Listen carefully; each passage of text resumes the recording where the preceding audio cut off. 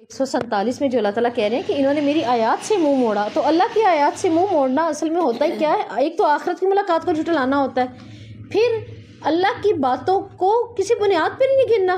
اعمال کے صحیح ہونے کی شرط اللہ تعالیٰ یہاں اصل میں ہمیں بتائیں گے، جزا سزا پر عقائد رکھا جائے گا، عقائد جزا سزا پر۔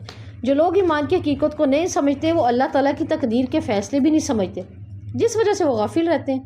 تو اللہ تعالیٰ کہہ رہے ہیں کہ ان کو دنیا کی زندگی اور اس کی کامیابیوں میں دھوکے میں ڈال دیا، کماتے رہے پوری زندگی دنیا دنیا دنیا، اور آخر کار کیا ہے کہ اللہ تعالیٰ کہہ رہے ہیں کہ ان کے اعمال کی جو روح نکلتی ہے نا اینڈ پہ، صرف دنیا، صرف زندگی، مال کی آزمائش، اولاد کی آزمائش، اسی میں ڈلنے کے بعد اس کے ساتھ معاملہ کیا ہوا؟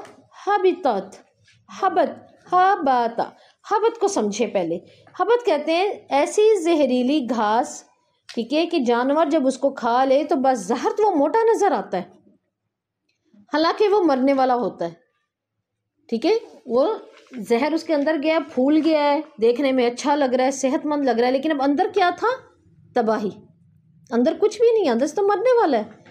اسی طرح جو لوگ آخرت کا انکار کرتے ہیں، دنیا کی کامیابیوں میں صرف جیتے ہیں، ان کی مثال اللہ تعالیٰ کہتے ہیں بظاہر پھلنا پھولنا، بہت مل گیا، بہت ہو گیا، دنیا دنیا دنیا سمیٹ رہے ہیں، حقیقتاً کیا ہے؟ وہ ہلاکت ہے، ٹھیک ہے۔ جیسے یہ پھلتا پھولتا جانور نظر آیا ہے تو کیا اصل میں تو یہ مرنے کی تیاری میں تھا نا، جیسے ایک نہر اگر اپنے چشمے سے کٹ جائے تو بالآخر اس کا پانی خشک ہو ہی جاتا ہے، اسی طرح حقیقت اور فطرت سے کٹ کر جینے والوں کے اعمال بالآخر کیا ہوتے ہیں؟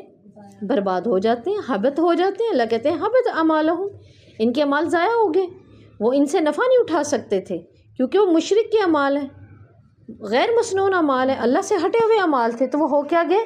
ضائع۔ جب وہ ضائع ہو گئے، هل یجزون الا ما كانوا يعملون، انہیں وہی بدلہ دیا جائے گا جو عمل کریں گے۔ اب کر کے تو یہ یہاں پر حبط گئے ہیں، حبط کے اعمال گئے ہیں، تو وہاں پر جنت کے وارث ہیں یہ؟ نہیں، ایسا نہیں ہو سکتا۔ ان کے اعمال اللہ تعالیٰ کہہ رہے ہیں ضائع ہو گئے، ان کے اعمال کی کوئی جزا نہیں کفر اور نافرمانی کے سوا، اور وہ سزا ہوتی ہے الا ما كانوا يعملون، انہیں وہی بدلہ دیا جائے گا جو وہ عمل کرتے تھے۔ تو جو شخص اللہ اور آخرت پر ایمان نہیں رکھتا وہ اعمال پر ثواب کی امید بھی نہ رکھے کہ وہاں پہ اس کو ثواب ملے گا، ٹھیک ہے۔ تو اعمال ضائع ہوتے ہیں، اللہ تعالیٰ ہمیں ہر عمل پر ثواب کی امید رکھنے کی توفیق دے۔ اس آیت کے ذریعے دیکھیں ہمیں معلوم ہونا چاہیے اللہ نے یہ جو ہمیں زندگی دی ہے یہ 50-60 سال کی، اس میں ہر شخص اپنے عمل کے مطابق پائے گا۔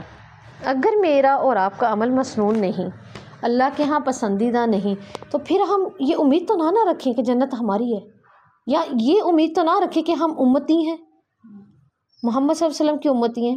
یہ چیز کام نہیں آئے گی، نہ نسب نظر آئے گا وہاں پہ۔ آپ سے فرمایا جس کے عمل نے اس کو پیچھے کر دیا اس کا نسب اس کو آگے لے کے نہیں جائے گا۔ مین چیز ہے ہی عمل ہے ہماری زندگی کا مین مقصد، اور چیز کیا چیز ہے؟ عمل۔ اپنے اعمال پہ غور کریں۔ آج تو اپنے گھر جائیے اور جا کر اس کلاس سے اپنے ظہر سے پہلے تھوڑی دیر اپنے بیٹھیں جانماز پر اور غور و فکر کریں کہ اللہ تعالیٰ میرا کوئی ایسا عمل جو غیر مسنون ہے وہ مجھے دکھا دے اور اس کی اصلاح کر دے، کیونکہ میں تجھ سے اپنے اعمال پر امید کی، ثواب کی امید رکھے بیٹھی ہوں۔ یہ نہ ہو کہ میں وہاں پہ آؤں تو کچھ نہ ہو، مجھے دکھا دے کون سا غیر مسنون ہے، کیا مجھے دکھا دے کیا صحیح نہیں ہے، کیونکہ اب میں تیرے سے ایک مدد طلب کرنے والی ہوں بار بار، اہدنا الصراط المستقیم۔ یہ نہ ہو کہ میں یہ تو کہتی رہتی ہوں اللہ تعالیٰ اہدنا الصراط المستقیم، سلام پھیرتے میرا عمل اس کے خلاف ہے، میرا وہ عمل سیدھا کر دے۔ یعنی یہ میری رسم نہیں، یہ میری دعا ہے کہ اللہ تعالیٰ مجھے اہدنا الصراط المستقیم صراط الذین انعمت، تو نے انعام کیے تھے جن پر، اور انعام یوں ہی نہیں ملتا، وہ اللہ تعالیٰ ہمیں یہاں بتا رہے ہیں کہ انعام اعمال پہ ملتا ہے، اور وہ بھی اچھے والے اعمال پہ ملتا ہے۔